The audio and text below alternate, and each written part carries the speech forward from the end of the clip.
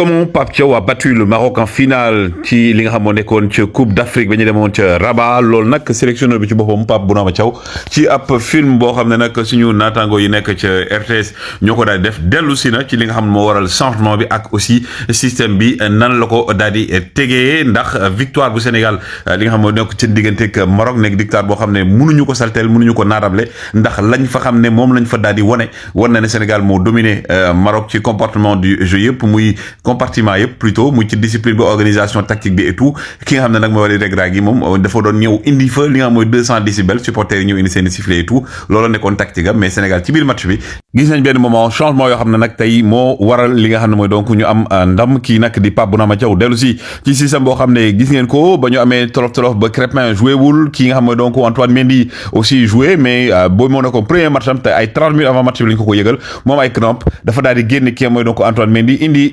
Ismaïla Sarr def ko piston droit kii di El Hadj Malick Diouf des piston gauche ñu am défense à 3 Abdoulaye Seck Mamadou Sarr ak ki nga mooy donc kii di Moussa Niakhaté au milieu de terrain ñu gis li mu teg daal di ko fay bàyyi jël dugal Ibrahima Mbaye pour mu renforcer leen à la pointe changer ki nga mooy donc Ismaïla Sarr plutôt Iliman Ndiaye mi amoon ay problème au niveau de la cheville loolu nag tax Pape Thiaw wane ne rek tey Sénégal bu gagné match bi contre Maroc gars yi mën a nekk fi di siisu di wax naan lii mais dañ leen a mën duma leen sur tous les compartiments de jeu ñoom nag ñoo koy jéem a nëbb dóor leen si sa dëkk dem domine yóbbu la si stage également inchallah gagné la Pape Thiaw nag ci li nga xam mooy donc film bi ni ma ko waxee waa RTS doon ko defoon la ci expliquer lan moo waral changement yi nan la ko defee ak aussi ci ban anam la ko tegee ndax moom nee na booy dem ca Coupe d'Afrique da nga yor lu mu néew ñetti système yoo xam na koy teg loolu nag ñu gëj ñu ko gis bu doon Bounama Rasta rek ma tooñ suñu waa ji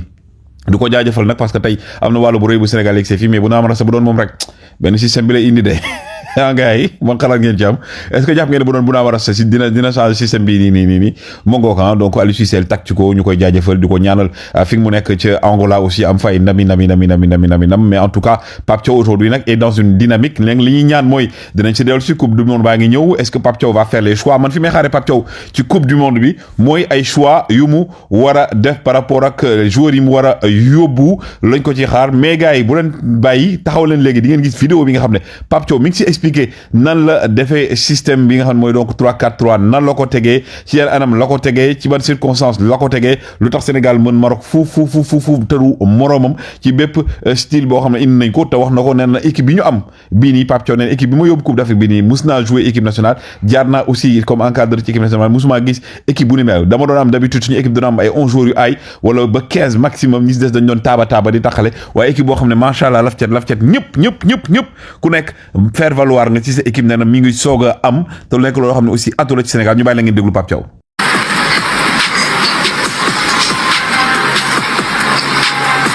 Depuis que je connais le football, je reçois le football du Sénégal, le football sénégalais.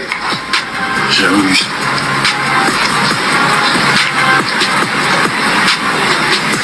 Très fort, on avait des 11 costauds, très fort.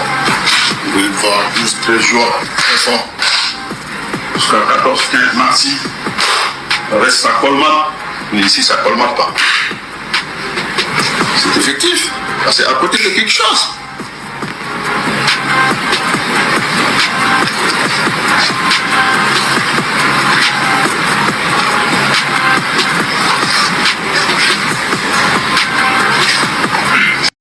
Bon, le changement tactique, après réflexion, quand